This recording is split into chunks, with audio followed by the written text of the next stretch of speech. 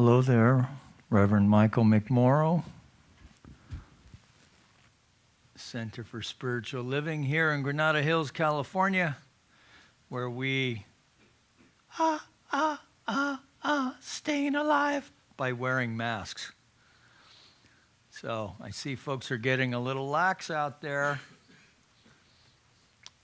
So let's protect each other. Let's build immunity in spiritual community by keeping up with our masks, huh?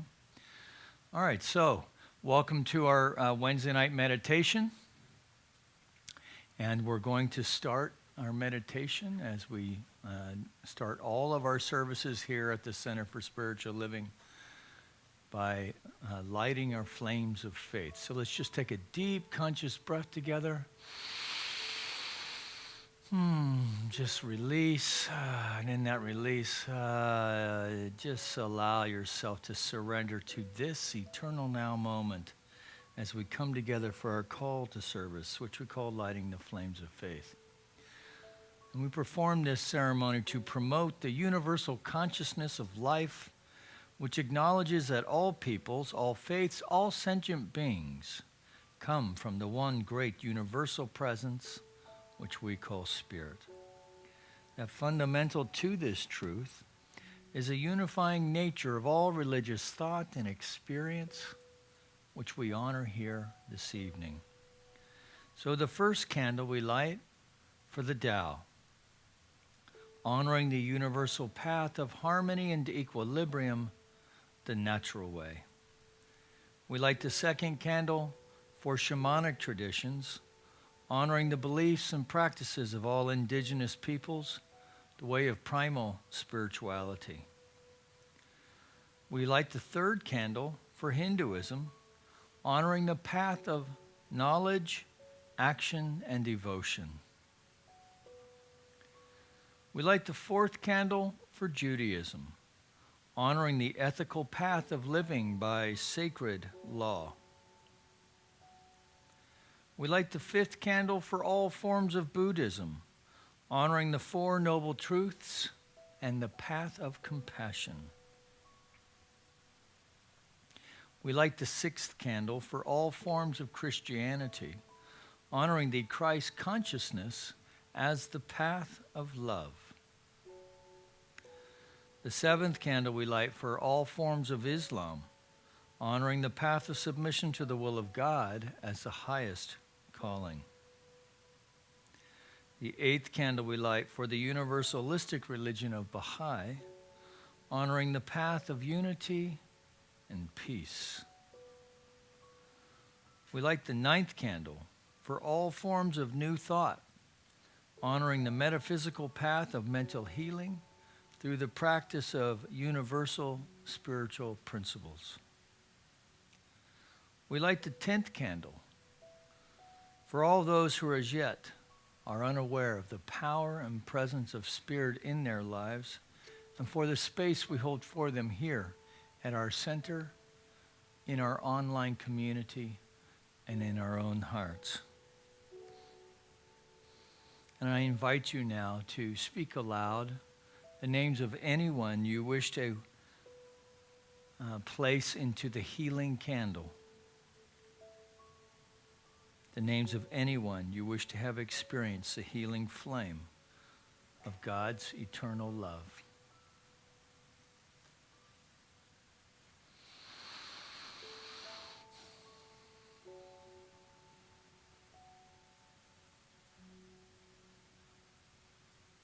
So again, let's just go within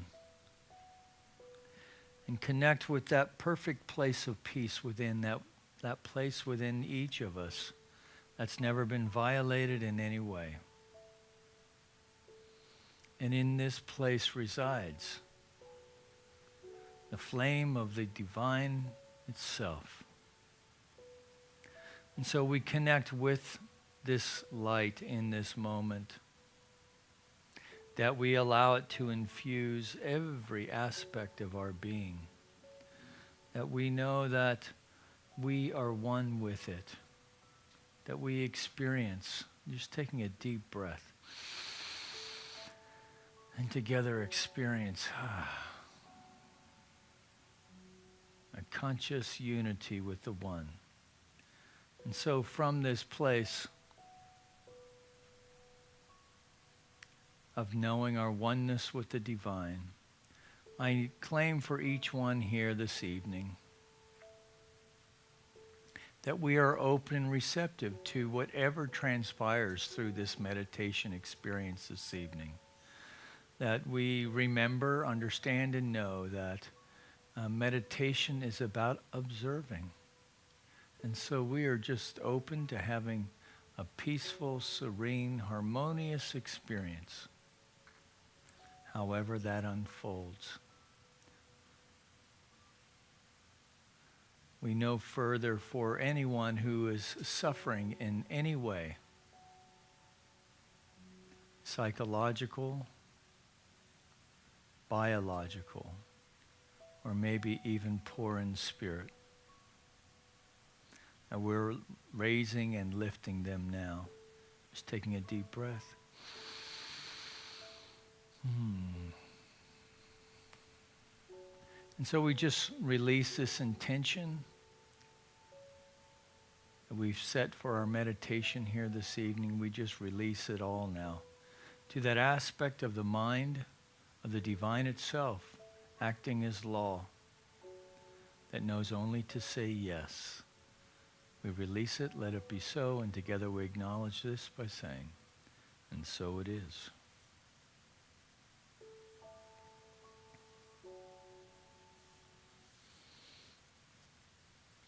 So I'm sticking with this book here, Start Where You Are, because it's really great. So if you were with us last week, we were in chapter 16 in the idea of abandon any hope of fruition, which is basically release any attachment to outcome. So staying with this idea. So in this book, it's page 98, middle of the page, and the end of this second paragraph, it says, this simple ingredient of giving up hope is the most important ingredient for developing sanity and healing. Hope. Giving up hope. Hope is bad? Well, Ernest Holmes, of course, says that hope, if that's all you have, that's a great starting point. That hope is certainly better than despair. But hope is a subtle illusion and an unconscious compromise. Instead, we know that we know our oneness. So, reading further. Giving up hope is the most important ingredient. That's the main thing. As long as you're wanting to be thinner, smarter, more enlightened, less uptight, or whatever it might be, somehow you're always going to be approaching our problem with the very same logic that created it to begin with. You're not good enough. That's why the habitual pattern never unwinds itself when you're trying to improve, because we go about it in exactly the same habitual style that caused all the pain to start with. There's a life-affirming teaching in Buddhism, which is that Buddha, which means awake, is not someone you worship. Buddha is not someone you aspire to. Buddha is not somebody who was born, Buddha is not somebody that was born more than 2,000 years ago and was smarter than you're ever going to be. Buddha is your inherent nature, yours and mine, our Buddha nature. And what that means is that if we're going to grow up fully, the way that it happens is that we begin to connect with the intelligence that you already have. You already have it. It's not like some intelligence that's going to be transplanted into you. If you're going to be fully mature, You will no longer be imprisoned in that childhood feeling that you always need to protect yourself or shield yourself because things are too harsh. You're going to be a grown-up, which I would define as being completely at home in your world, no matter how difficult the situation. It's because you will allow something that's already in you to be nurtured. You allow it to grow, you allow it to come out, instead of all the time shielding it and protecting it and keeping it buried. Now, this is a very appropriate reading for what we are experiencing right now in the outer world. As we continue to deal with the pandemic and, of course, the continuing protests around the death of George Floyd, and addressing just people making it known that we're not going to put up with this racist jive anymore, and that we as a people want to come together and address it once and for all. And this, for the first time in some time, appears to be cutting against political persuasions and everything else, that wrong is wrong. But that means there's going to be some difficult conversations ahead, because we're going to have to figure out how to talk with people that we may not agree with, who may not look like we do, to really open up our hearts and to hear, as Rumi said, with the ear of the heart. With the ear of the heart.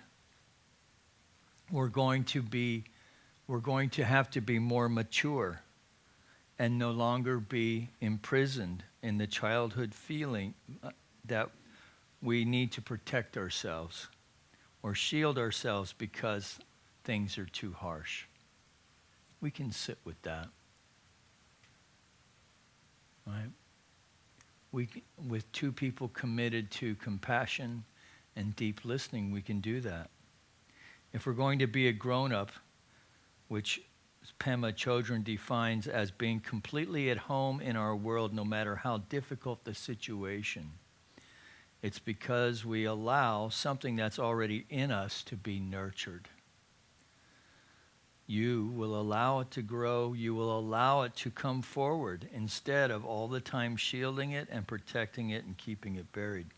And so I know that for many people and many men, part of shielding, that shielding and that protecting, believe it or not, is soft-heartedness. That we're just not comfortable with that stuff, right? Even with people we're in relationship with, our wives, our partners. And yet, this is where the true courage lies. Right? Anybody can pick up a sword or pick up a gun. But how many of us can really courageously step into that soft-hearted place to be our authentic self and to share one heart at a time, so that together we can continue to build a coalition of consciousness that affects a change not only within ourselves and within our families, but within our communities, that promotes nonviolence and respect and value for all people. Right? It's totally doable. Right? It's doable. We just have to do it. So, and meditation is a very helpful tool for this. So when we're sitting and meditating, right? So one of the things, I don't know about you, with this COVID business, It's getting old. Nothing's open, you know. There's no baseball. We should be watching the playoffs in basketball right now. No football. No graduations. Nothing's happening. So here we are. I think this is why we're seeing so much stuff going on out there. And I take great heart in watching that 98% of it is peaceful. And I'm also, in spite of the fact that we still have violent behavior by some in law enforcement, I'm very impressed by the restraint and really the support shown by the law enforcement community as we try to work this out. Right? I mean, how would you like to have that? How to be soft-hearted and be in law enforcement and keep everyone safe and keep an eye on the bad actors. Well, how do we maintain our own sense of balance within ourselves when our thoughts come up as bad actors and want to inflict violence within our mind and our thinking? This is the beauty of meditation, that as thoughts arise, we can observe them and work on not attaching, right? To respond rather than to react. Right? That we're training the mind to stay open and focused by using the tool, of course, is to focus on the breath. Because as it happens, the mind actually cannot hold more than one thought at a time. So we use sensation, the breath, the upper lip, even the movement of the air conditioning on your body, anything that can allow you to focus and to still the mind. So that's what we're going to do right now, because I'm going to stop talking. The first thing to be grateful for tonight. All right. So I'm going to ask Mike can you turn the air down a little bit, because it's kind of warm up here. And, I can't have myself thinking about how hot I am for 20 minutes. Yeah, just another thought, right? Okay. So let's just check our seat to begin with. That's it. And I'm kind of, the old term man-spreading. It's just something I like to do. I build this sustainable, immovable, triangular shape within my seat and get all our jiggles and wiggles out. That's it. Get yourself comfortable. And Mike has brought up our Omen Bros. So we're just going to start by let's do 3 breaths. Let's just do 3 deep breaths. So taking a deep breath. When you release, just release your body. Go ahead and sigh it out. No one's in the room with you.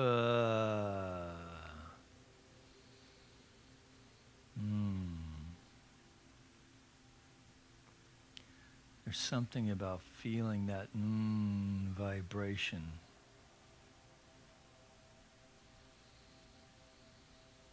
So we're just letting the tummy rise and fall, right?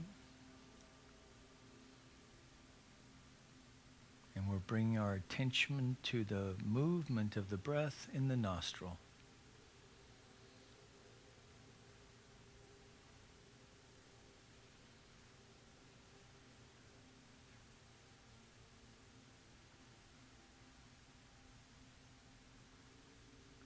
And let's take another deep breath.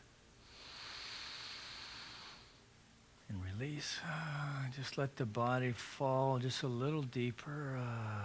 That's it. Let the shoulders drop, the elbows drop. The body feels heavy. and supported.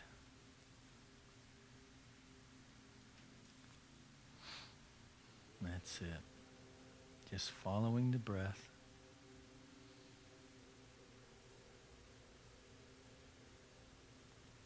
So now just doing a quick body scan without rushing. Just bringing our attention to the bottom of our feet. Just checking to see if there's any tension in there. And if you find tension points, you just take a deep breath and release any tension in the ankles.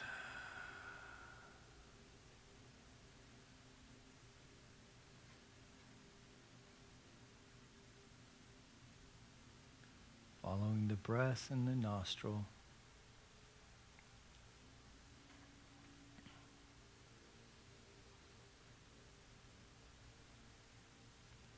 Bringing our attention up the leg into the knee.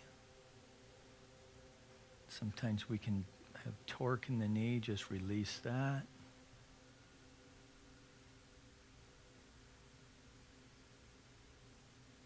The upper thigh. Into the hamstring and the gluteals.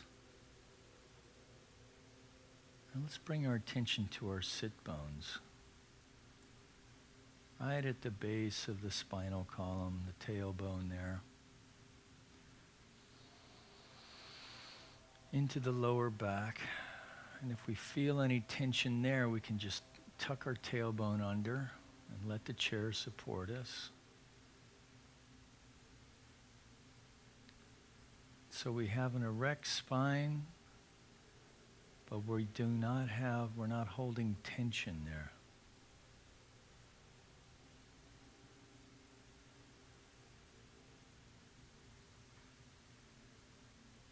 Again, following the breath. Tummy rises and falls.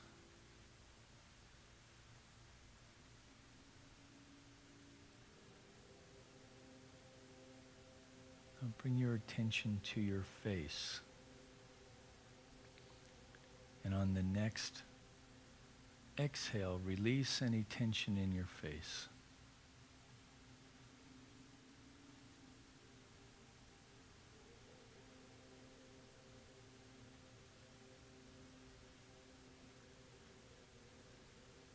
Following the breath.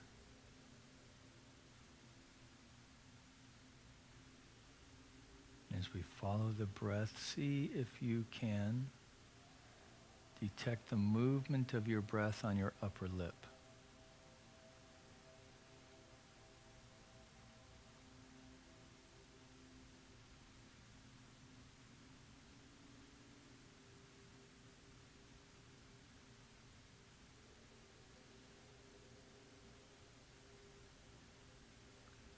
Now with practice, should this be your first time with this technique, with practice you may find a tingling above the eyebrows, known as the third eye.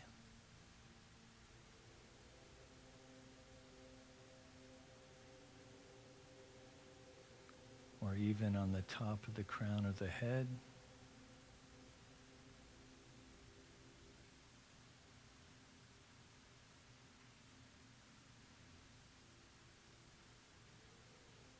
You can explore that on your own. But just notice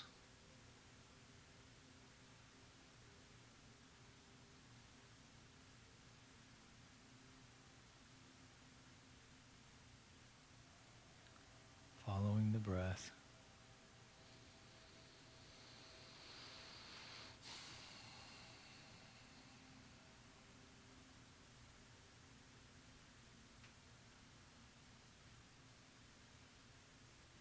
So we're going to take one more deep breath and we're going to hold it at the top.